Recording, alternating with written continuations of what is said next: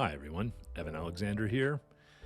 2 years ago, I put out a video called 10 Beginner Tips to Speed Up Your Vectorworks Workflow, and it's become the most viewed video on my channel, so thanks for checking it out. It just surpassed 20,000 views, which is exciting. And so in honor of this, I thought, why not do 10 more tips? So here's 10 brand new tips to help you work better inside of Vectorworks.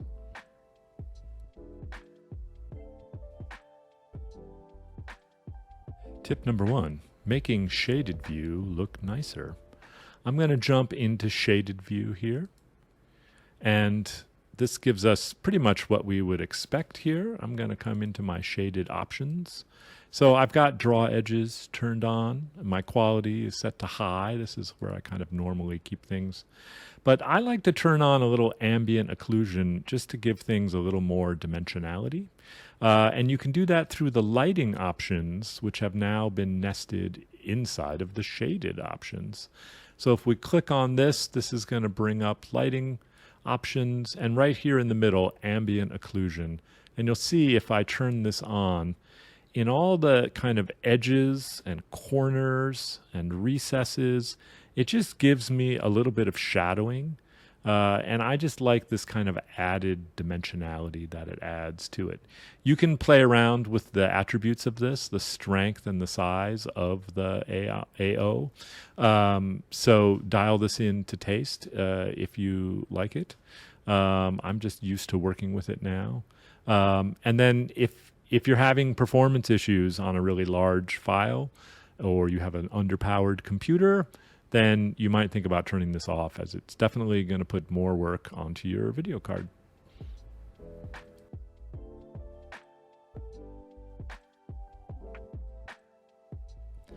Tip number 2, working planes. So some of this stuff has changed in the last few years inside of Vectorworks, and they've moved some buttons around. The screen plane has been eliminated. So let's just refresh on how this works. If you don't know what a working plane is, by default, when you're working in Vectorworks 2D or 3D, the ground is your working plane, so that as you draw new objects, everything kind of happens in relation to that. But you can change the working plane, and you can make it whatever kind of angle or surface you want. And this can help you if you're modeling complex things, you're working on a sloped floor, you're working on a sloped ceiling, things like that. So how does it work, and what does it all mean? I have this just kind of weird pyramid-y kind of angled shape here that I made that we'll use. And so first, let's just start with what used to be automatic mode. Maybe it's still automatic mode, but things have changed here. So if I grab a drawing tool, like the rectangle tool, circle tool, any standard 2D tool, you can see now that I have these kind of interface buttons up here called auto plane or layer plane. So if this is set to layer plane, no matter what kind of view I'm in an isometric view or in some kind of angled view, whatever angle I'm in, it doesn't matter, right? The objects that we draw are all going to happen locked to the layer plane, right? And this is kind of the expected behavior. So that's handy. But if I were to switch over to auto plane, what happens is I get this kind of purple preview. I don't know why it gives me these triangles instead of one solid plane. I think that is a bug, but it still works okay. And so now if I have this face highlighted in purple and I start to draw, it's going to now draw kind of relative to that. So what it's really doing for us is kind of creating a temporary work plane, and then we're kind of drawing our objects off of that, and we can extrude that stuff if we want to. So that's kind of what used to be automatic mode has now changed to kind of auto plane and layer plane. You'll see these things are grayed out when you're in, like the selection tool. You have to have a drawing tool active that will allow you to kind of use this mode. So that's the first part of this. But then the other part is that you can actually kind of permanently change your, well, I should say temporarily change your working plane. So I'm going to come down here into the 3D tool set, and I'm going to grab the Set Working Plane tool. And so now you can see my cursor has changed into this kind of pink square. And as I mouse over the surfaces of my model here, you can see I'm getting this kind of preview of the plane. So let's go ahead and select this face. I'm just going to click again. And so now what's happened is I've set this plane to be my active working plane. So if I come up now to my view menu here, right, where we can pick kind of our standard orthographic views, at the very top, there's one called Look at Working Plane. And if we select this, it's going to snap us now kind of perpendicular to this plane. So I'm on this angled side, but it thinks that it's the floor. And so if I start to now kind of grab tools and do my work, it's all going to happen relative to this. So if we switch views, I'm just going to use my number pad here. If we go to a side view, you'll see that it's going to still kind of keep things moving around as you would expect. But the working plane is still kind of locked into this kind of angled face. And so to get rid of this, to now kind of undo this working plane, I can just go back into top plan view. And what that will do is it will kind of snap the working plane back to the layer, to the floor, to the ground, where you would normally expect it. And so now we're kind of back to everything being, you know, just as we would normally kind of expect it. One other thing worth noting here is that you can kind of save your working planes. Let's just get rid of this stuff here. So I'm going to do the same thing. I'm going to grab the working plane tool. Actually, before I do that, I'm going to come up to the Windows palettes, and I'm going to open up the working plane palette here. And so you can see active layer plane is our kind of default working plane. If I come in here and I'm going to set this face as the new working plane, and I'll do the same thing where we'll look at the working plane. So now, almost like a saved view, if I come in here and I right click and I say new, I can call this, so we'll call this EA working plane 1, and we'll say okay. And so now I've just saved that here. So as I can do some work, and then, you know, I come back in the top plan view, and so now it's reset my working plane back to the ground. But if I just double click on this guy, it's going to kind of jump us back. So if you're doing this a lot, if you're working on, I don't know, you know, computer consoles for spaceships or raked floors for the theater, you can kind of set the working plane and then save it so that you can always kind of jump out and jump back in.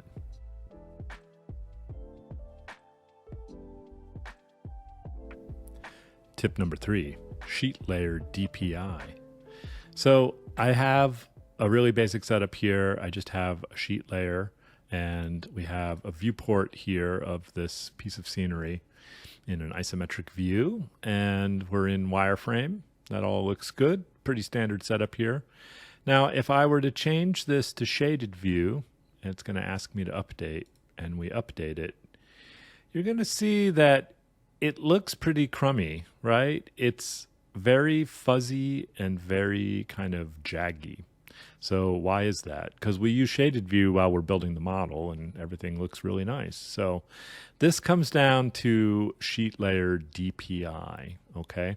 So if I come to the navigation palette here, and I'm in my sheet layer here, if I right click on this and say edit, you're going to see right here the default DPI for all sheets is 72, which is very low.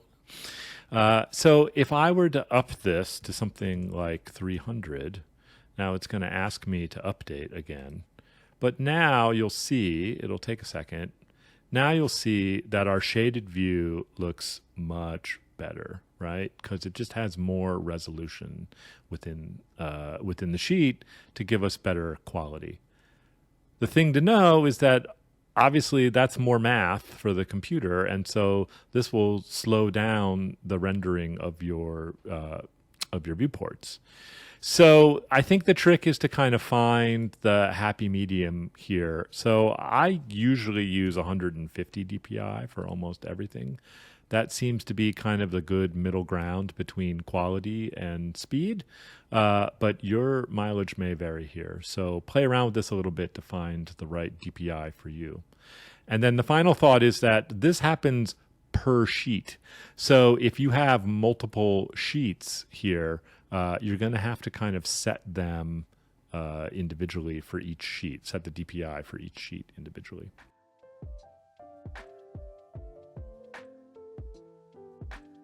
All right, tip number 4. Did you know that you can stack rendering styles inside of a viewport? Let's take a look. So I have this same viewport here, and if we set it from wireframe to shaded and we update, then we get what we would expect. The problem with shaded view is that the lines are always just the width that is defined in shaded view. What does that mean? If we go to the background render settings here, you can see that I've set the edge thickness here to 1. So shaded view doesn't really respect line weight, which is not totally great for us.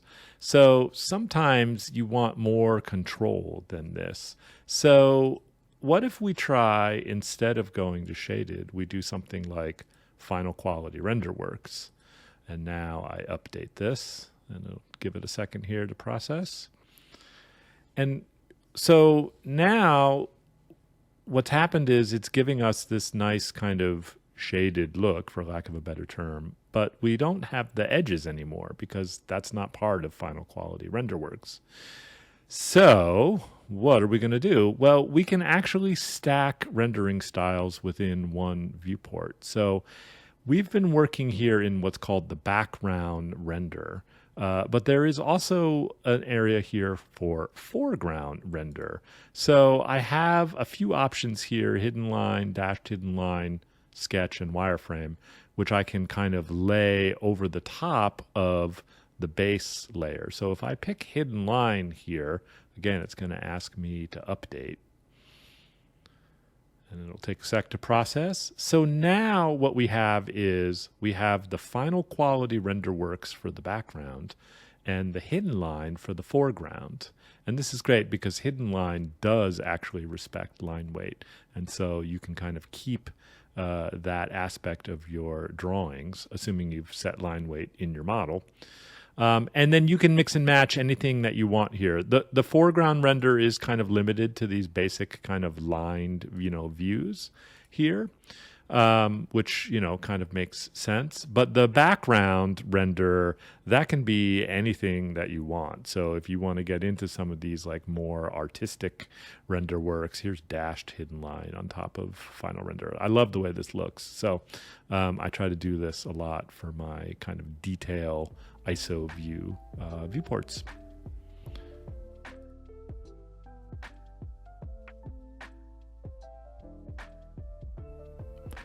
Tip number 5, temporarily invoking the Flyover tool.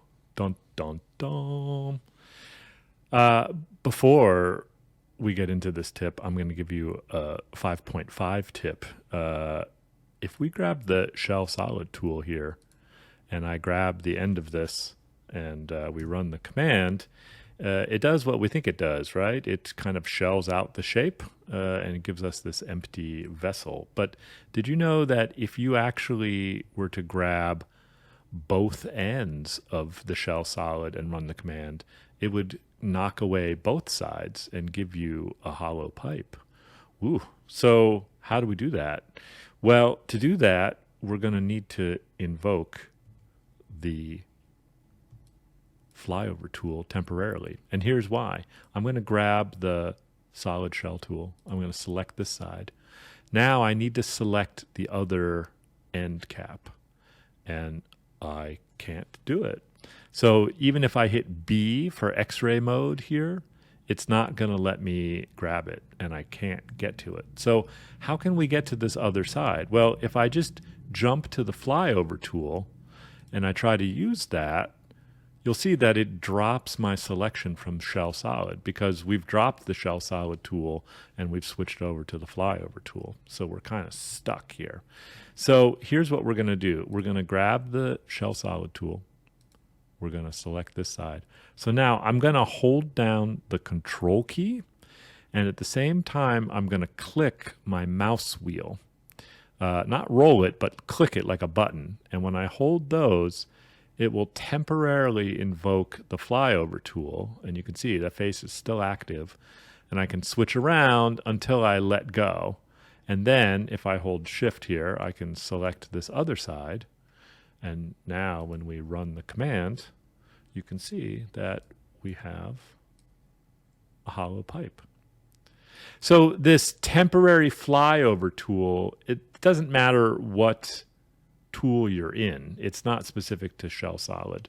So you can be in any other kind of tool. So if we're in kind of fillet edge tool here and we select this, and then again, I'm hold control and I'm clicking and holding the middle mouse button. And now I'm just going to let it go. And then I can hold shift and we can add more faces to this and fill it away. There you go.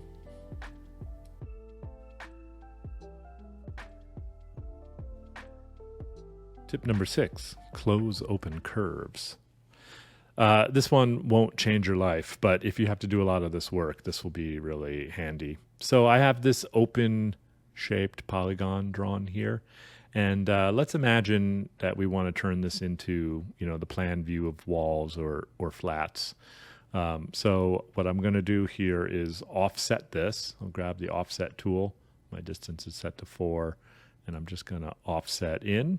And this gives us kind of what we would imagine here. We'll just change the color so you can see, right? And so now if I want to make this into walls, what I have to do here is draw a little line to kind of connect those ends.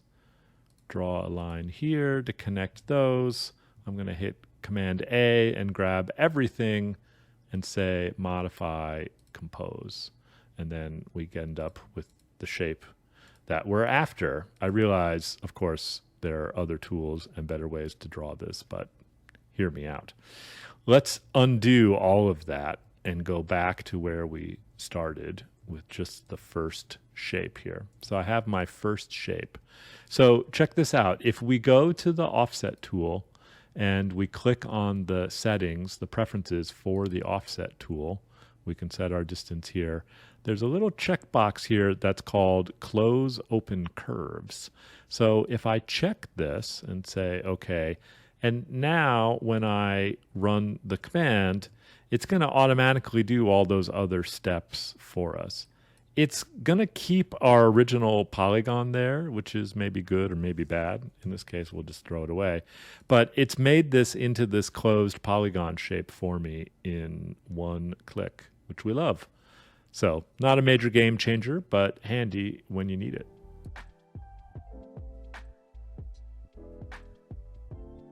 Tip 7, custom dimension profiles.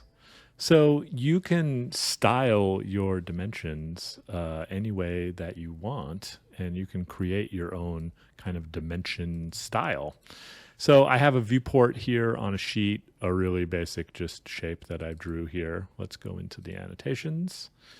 And so if I grab the dimension tool and I just start to dimension this, you're going to see that by default, we're going to get the arch dimension standard here. And I can change this to any variety of dimension styles that come with Vectorworks. And maybe that's great for you. But I like to, of course, control everything. So how do we do this? If I come up here to File, Document Settings, Document Preferences, right? This is specific to this document. There is a tab here called Dimensions. And so the first thing to know is that you can set your dimension standard here to any of these stock ones that kind of come with Vectorworks. So what I mean is that by default, it's giving you arch for everything. And you can go through one by one and change it. But if you change the dimension standard here to something else, and you say, okay, this will now become the default for everything that you draw moving forward. So it works kind of like attributes. And so, look through these that kind of come with Vectorworks and kind of, play around with it. But you can also hit this custom button here, and this will bring up another dialog box for us. And so if I say new, it's going to ask me to name this. So we'll just call this EA dim 01. And then it adds this to the list. And now if I select this, I can come in here and edit it. And so it's going to bring up this box. I realize this is probably very small on YouTube, especially if you're watching on your phone. So you'll have to kind of dig around in here a little bit. But what this lets you do is it lets you just customize every aspect of your dimensions. So you can control kind of the length of the arrow from the witness line, the length of the witness line from the objects, the length of arrows if they appear on the outside. If you're stacking dimensions, you can really just touch everything that you want. You can pick the arrowheads and the markers.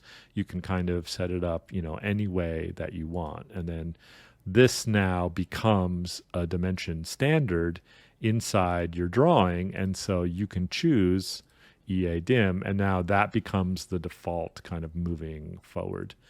The one last thing to note here is that you can, so obviously if you use templates, you can build this into your template, but even if you don't, you can import a style from another folder. So if I were to come up here and just grab another file that I'm working on, import, it's going to show me here's two that are set up inside of that other drawing. So I'll grab EA dimensions, which is my standard one. And now this is now brought into, so it's kind of like importing a symbol from another drawing. I've brought this in, and now I can set this to be my standard moving forward. And so now you can see that if I start to dimension, it's going to be using EA dimension as the kind of default setup moving forward for everything that I do. So dig around in that a little bit and, kind of figure out what you like and what you don't like for dimensions. And then you can always have them set up the way that you want.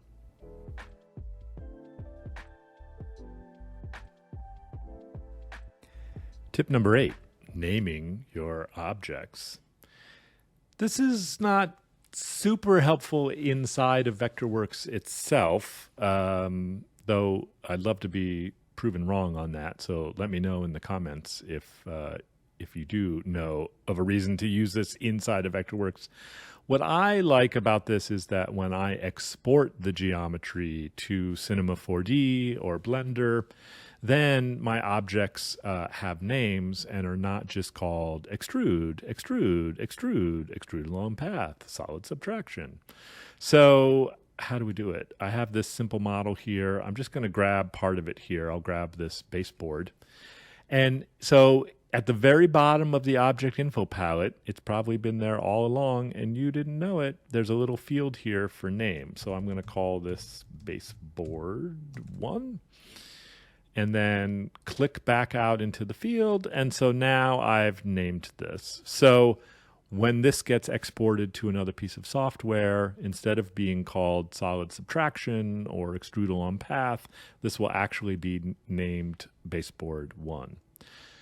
There's a few catches here because there's always catches with Vectorworks. The first thing is that you can't use a name more than once for anything in the entire document. So if you have lots of rooms with lots of baseboards, you'll have to give each one a unique name or a unique, kind of number to it. Symbols by default have names because you have to name it when you create it. You also can't match the name of your object to an existing symbol name. So it'll tell you this name exists, you can't do it. But here's the really annoying part, and this is just with the engineering of Vectorworks that makes me a little crazy. So I'm going to grab the cornice here, and so I'll come in here and I'll just name this cornice. And now I'm going to hit enter. And what you would think is when you hit enter, it enters that and it takes you kind of back out here. But that actually hasn't happened. And so what's happening here, you can see that the cursor is still blinking in the name. Even if I hit the enter on the number pad, it won't drop focus from this entry field in the software. So what ends up happening to me a lot is that I'll call this cornice, and then I'll hit the X key to switch back to my direct select tool, or F for flyover. And now you can see that I'm totally botching the name of my object here, right? So this is bad engineering, Vectorworks. And I've been asking them to fix this for a long time. What you have to do is you have to actually click somewhere in the negative space of your layer to drop focus from this field. So I can grab this object, call this main wall 1, and then I have to literally click in the field to kind of get it to drop focus. So not great engineering, but it's worth it if you're bringing a complex model into another piece of software to take the time to kind of name those things. And then one final thought here is if you have a group, I'm just going to grab a bunch of objects and group it, you can actually name the group as well. So like wall stuff. And so now when we move this into Blender or Cinema 4D, the folder, the collection, or the null will be named wall stuff. And then inside of that will be extrude along path. So you can make buckets and just name those. It's up to you how deep down the rabbit hole you want to dive to name that stuff.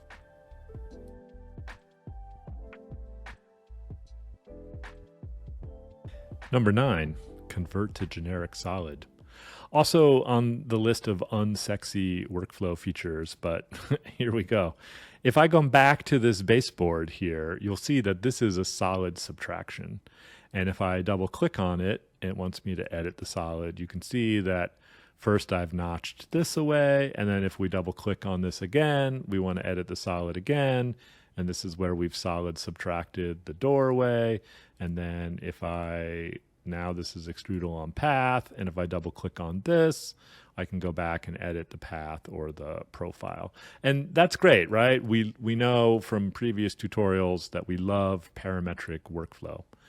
However, it does ultimately contribute to your file size because it's now remembering all the zeros and ones and the math and the history for this.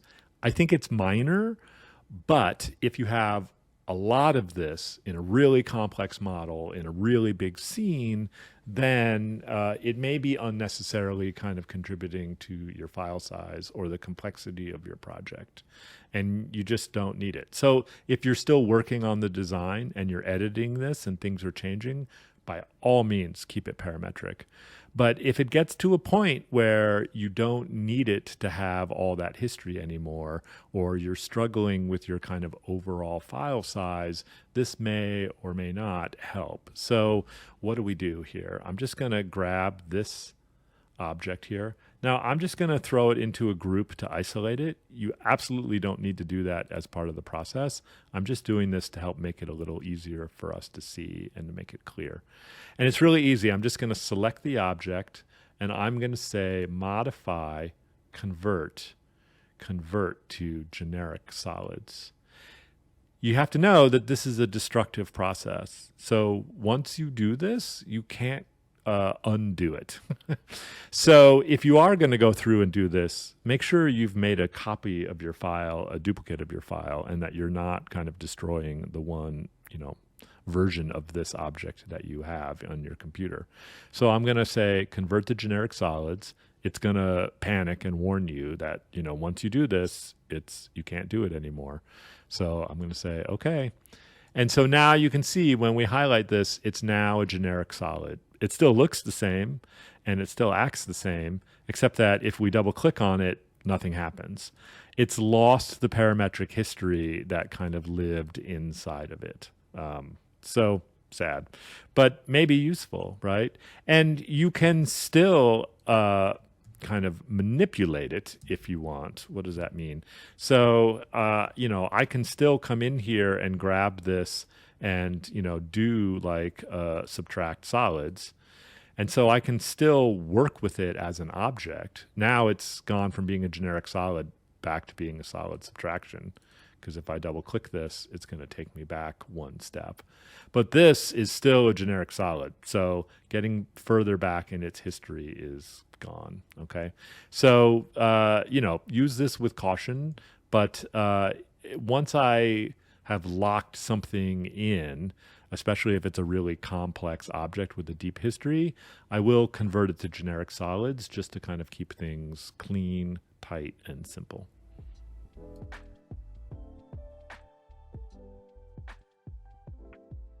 Tip number 10, multiple view planes. This is the end. If you've made it this far, you officially are a CAD nerd. So here we have the same model we've been working with. If I come up to the view menu, there is an option here called multiple view panes. And if I turn this on, it's going to split my viewport into this like quad view. And so if I click in any one of these views here, I can make it active. And so I can work on, here's a front view, here's a right isometric, right view, and then I've got my left isometric. And so I can kind of have multiple views here and work in any one of these views that makes sense, this kind of quad view, which is pretty common in 3D software like Cinema 4D or Blender to be able to use. I can also turn on shaded view for any of the views that I want specifically, or so you can have different render modes, kind of per viewport. So this is handy. I will admit, I don't ever really use it. So it's good to know that it's there, but I don't use it very often. But this is something that I do actually do quite a bit, which is kind of a variation of this. If I come back to the view menu and go to this multiple view panes, there is an option here called create floating view pane. Hard to say. And if I do that, it's going to open up kind of a separate window for me here. I'm going to make this a little bit smaller just so I can stay within the recording area of my computer here, and you can kind of see what's going on. Now, I wouldn't normally keep this kind of floating over my workface plane. I would move it kind of off to the side onto a second monitor. I actually have a 49-inch monitor, so I just have space kind of left and right to be able to kind of move things around. But the idea is that you could have a viewport here. It could be shaded, and it could be like in, normal perspective, and you're able to kind of maneuver this. But then when we come back to our main viewport, this can be, wireframe, isometric view, and you can, kind of work. And you can see here, if we work on this, everything's kind of in sync, as they say. So you could be working in, orthographic, wireframe, kind of normal modeling stuff, and then just keep a second window open that's in OpenGL and that is in perspective. And just by clicking on it to activating it, you can, kind of jump in here, look around, come back over here and work. Obviously, this is putting more strain on your computer and your video card, so your mileage may vary depending on the power of your system. But I don't think it's too crazy, and as long as your model isn't totally insane, this can be really handy to kind of keep both views going at the same time. So there you go. We made it. I hope this video is as helpful as the first one. Please spread the word, like and subscribe. Thanks, everyone.